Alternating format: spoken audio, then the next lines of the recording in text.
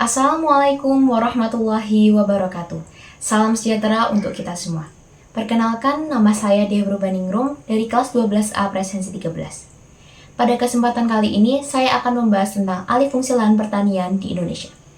Permasalahan ini semakin sering terjadi seiring pesatnya pembangunan.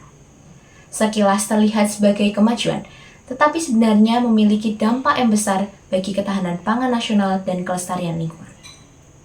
Alih fungsi lahan adalah perubahan lahan pertanian atau sawah menjadi kawasan non-pertanian seperti permukiman, industri, pusat perbelanjaan, atau infrastruktur lainnya. Pembangunan memang terus berkembang. Namun di balik itu, lahan pertanian terus berkurang. Data dari Kementerian Agraria dan Tata Ruang atau Badan Pertanahan Nasional mencatat bahwa selama 2019 sampai 2024, Indonesia sudah kehilangan 554.000 hektar lahan sawah. Ini bukanlah jumlah yang sedikit. Bayangkan ratusan ribu hektar lahan produktif kini berubah menjadi aspal dan beton. Mengapa hal ini bisa terjadi? Nah, penyebab utama dari alih fungsi lahan ini adalah pertumbuhan penduduk dan perkembangan ekonomi yang meningkatkan kebutuhan akan tempat tinggal serta lahan untuk kegiatan industri dan jasa.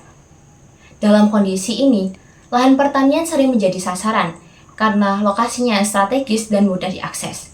Selain itu, lemahnya pengawasan tata ruang, dorongan keuntungan jangka pendek, serta kurangnya kesadaran akan dampak jangka panjang membuat masyarakat banyak mengalihfungsikan lahan untuk kepentingan ekonomi.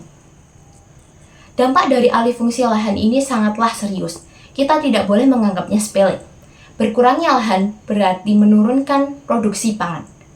Jika produksi tidak mencukupi, maka kita akan semakin bergantung kepada impor, yang mana nantinya akan melemahkan ketahanan dan kedaulatan pangan dalam negeri.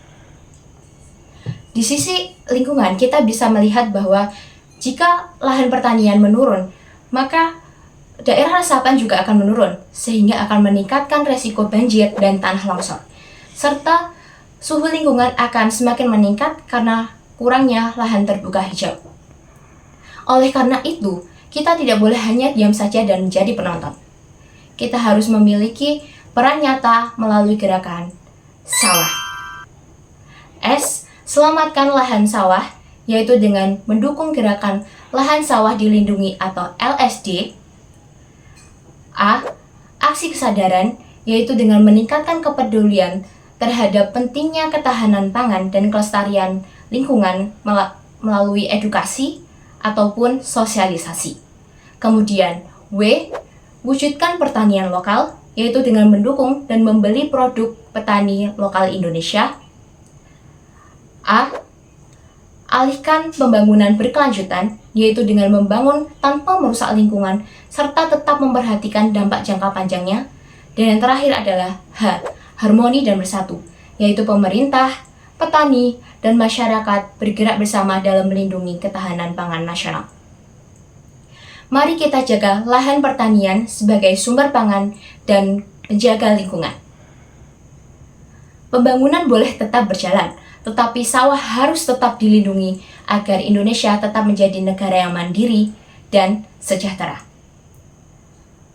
Masa depan bangsa ditentukan oleh keputusan kita hari ini. Selamatkan lahan, selamatkan masa depan. Terima kasih. Wassalamualaikum warahmatullahi wabarakatuh.